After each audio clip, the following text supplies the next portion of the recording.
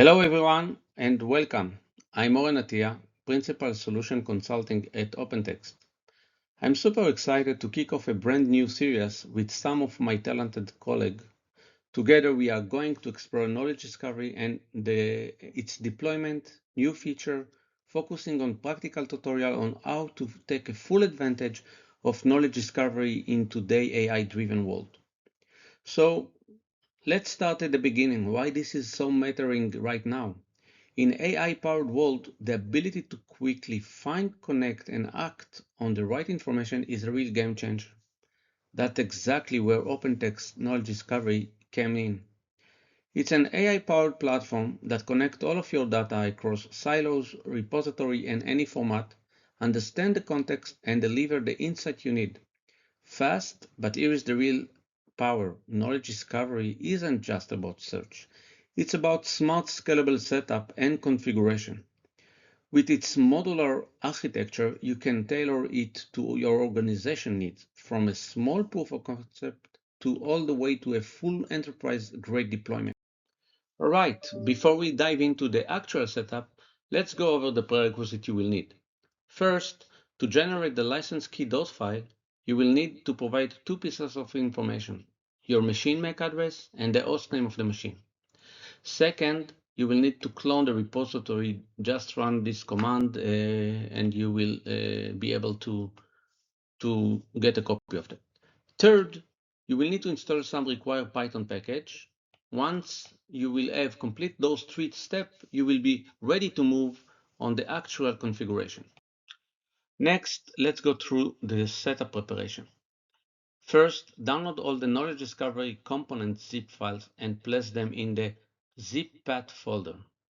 Second, set the path to the license key.dat file you generated earlier. You can do this in one of the two places, either in the license key path element inside the myconfig.json file under the config folder, or directly in the license key path field in the KDE config dashboard UI. Third, make sure the unblock checkbox is selected inside the initialize environment PS1 file in order that it will be enabled to execute on your Windows machine. Once those three preparations are done, you're ready to start the actual environment setup. Now let's move to the actual setup execution. Step 1, initialize the environment. You need to execute the initialize environment PS1 file, but pay attention. If you have any problem to execute it, check that the unblock properties of this file is selected. If not, selected and then rerun the initialize environment PS1 file. Next, configure the dashboard UI by execute the install KDE PS1 file, and then select from the setup menu option 0. This will deploy the dashboard UI. After that, you will need to go over all the properties on the dashboard. Then you will need to save the unchanged values, export to JSON, which is syncing to the myconfig JSON, and then exit. Exit will give you the next step you need to perform in order to continue with the setup. Once you will complete all of those steps, the environment will be ready to for you to the next phase of the installations. So let's start with the installations. So first we will clone the GitHub repo, and then we will execute the initialize environment script. Then we will install the KDE PS1 script and choose 0 for deploying the dashboard UI. In the dashboard UI, we'll see some insight, small, medium, large t-shirt exercise to see what hardware we are recommended to use. We will see all the value that we'll need for the setup to complete successfully. In this case, we see that the license key.dat file is not in the right place, so we will correct it. Then we will reload the page and the error will disappear. After that, we will continue reviewing all the ports and all the zip files. we are seeing that there is some warning about the zip files. Some of them are because they are missing, some of them are because the version is not compatible with all the other version.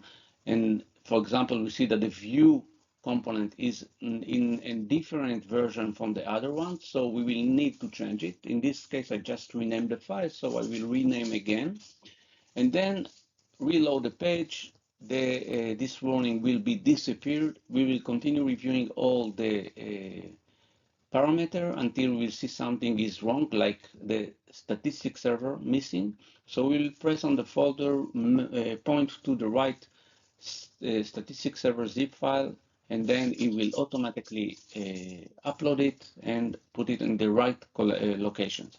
If we will need some NiFi connector to be imported, then we can point to the NAR file that we want to import, like OpenText, Documentum, or whatever, and then it will place them in the right NiFi extension folder. Also, we can give you some URL that you can connect directly to the component. Then we'll save all the change, export the JSON to sync it to the myconfig JSON, and exit.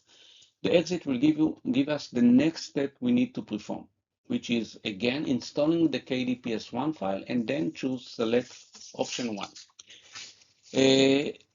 What you are seeing in this myconfig JSON file are all the sync values from the dashboard UI.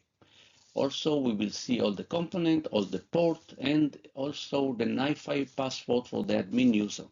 We will use it very shortly when we will verify that the NiFi is working as expected.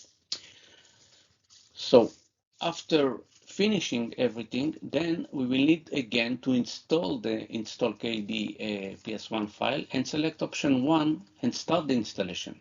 Follow all the questions, answer if you want SSL certificate, if you want anything, it will create it, it will unzip, it will install the services and do everything in one click for you.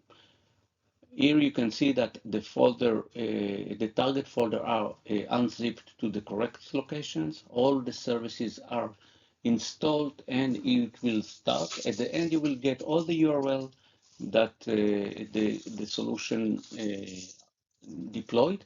In this case, we will just want to verify that the NiFi is working properly by using the admin user and the password that exists in the myconfig JSON file. We will log in and check that all the NAR file from the knowledge discovery are successfully imported inside the location. So you can see that all the NAR file that we, the core NAR file that we import are okay. Then we will check also for the one of the component or all the component, but let's show the content and go to the admin URL, see all the info of the admin URL. Also, we will go to the GRL to see all the statistics log of the content service. And that's it. So it was very easy to install. It took no more than 15 minutes to install everything. Let me know if it was nice for you it was a good idea. If not, let's give me some feedback and let's continue working on next things that you think you want to see in the next episode.